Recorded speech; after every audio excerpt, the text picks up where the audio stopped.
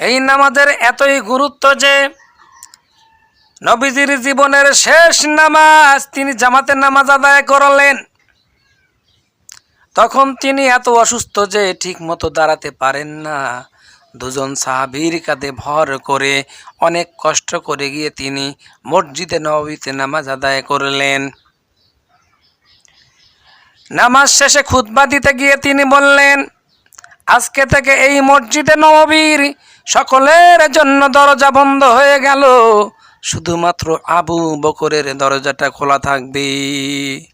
তিনি আরো বললেন, এই পৃথিবীতে আল্লাহ রাব্বুল আলামিন তার এক বান্দাকে জাগতিক সব সম্পদ দিতে চেয়েছিলেন, কিন্তু সেই বান্দা জাগতিক সমস্ত সম্পদ পরিত্যাগ করে তার মাবুদের সঙ্গে দেখা করা বেশি পছন্দ, বেশি জরুরি মনে করেছেন।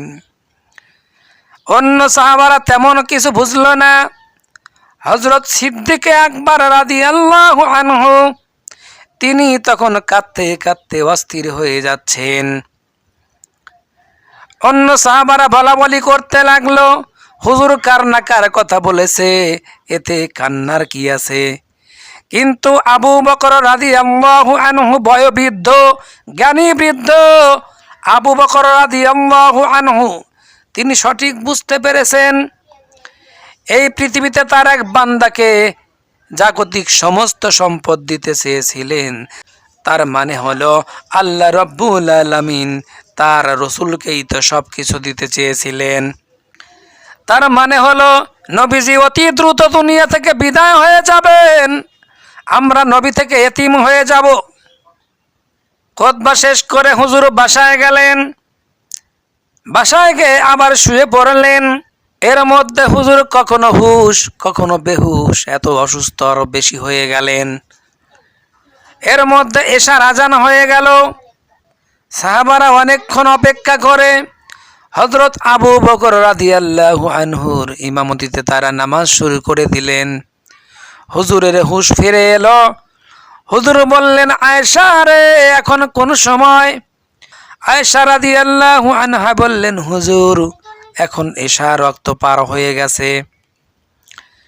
সাহাবীরা অনেকক্ষণ অপেক্ষা করে আমার বাবার ইমামতিতে তারা নামাজ আদায় করতেছে,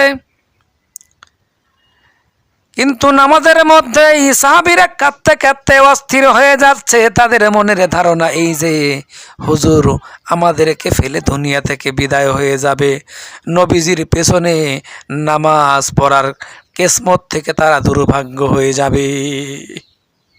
হুজুর বললেন, আয়েশা রে, দরজাটা খুলে দাও আর আমার মাথাটা একটু উঁচু করে ধরো, আমি একটু নামাজের দৃশ্যটা দেখি।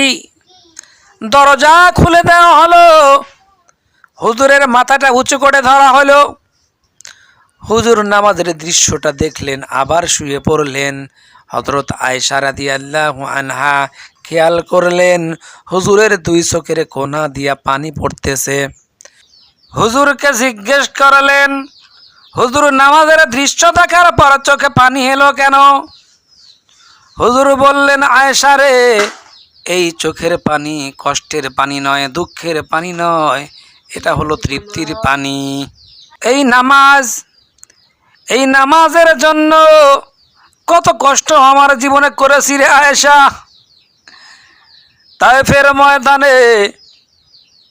তায়েফের ময়দানে পাথরের আঘাত খেতে খেতে 3 জায়গায় বেহুশ হয়ে গেছিলাম।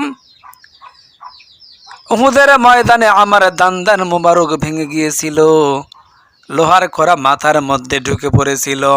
সাহাবায়ে ইকরাম জীবন দিল, রক্তের সাগর পাড়ি দিয়ে আজ এই নামাজকে কায়েম করা হলো। আমার চোখে যেন ধরা পড়ল কিয়ামত পর্যন্ত আমার উম্মতেরা এভাবে নামাজ আদায় করবে। এটা দুঃখের পানি নয় আয়েশা, এটা বড় তৃপ্তি পানি।